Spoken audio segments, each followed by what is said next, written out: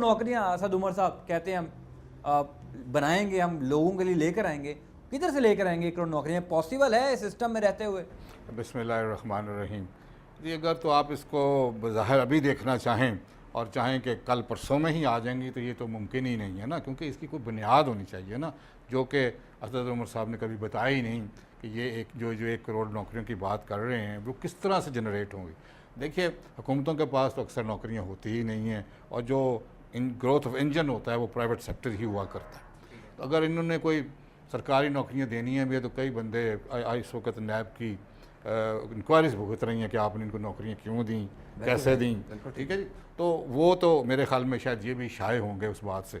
बाकी रह गया प्राइवेट सेक्टर।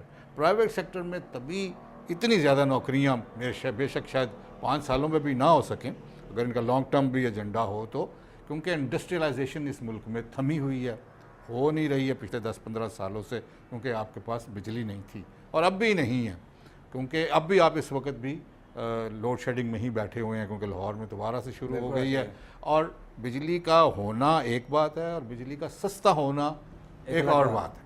ठीक है जी, चूँकि सस्ती बिजली नहीं है आपके पास, आप अपने रीजन में भी कंपेटिटिव नहीं हैं और इंटरनेशनल मार्केट में भी आप कॉम्पिटेंट नहीं हैं। मगर जब तक इंडस्ट्री नहीं लगेगी वो ट्रस्ट नहीं पैदा किएगा। और इंडस्ट्री लगाने के लिए सबसे जो पहली बात होती है वो होता है ईज़ ऑफ डूइंग बिजनेस, कि आप जब आते हैं इन्वेस्ट करने के लिए तो जो आपने वापडा से लेना है कनेक्शन, आपने ज़मीन रजिस्टर करवानी है, आपने दूसरे और अदारों से पानी लेना है, वो आप कितनी ईज़िली कर सकते हैं, आप कंपनी कितनी ईज़िली रजिस्टर करवा सकते हैं। ये 8-10 इंडिकेटर्स हैं, उसकी तफसील में भी जाने की ज़रूरत नहीं है, मगर वो ईज़ ऑफ डूइंग बिज़नेस कोई नहीं है।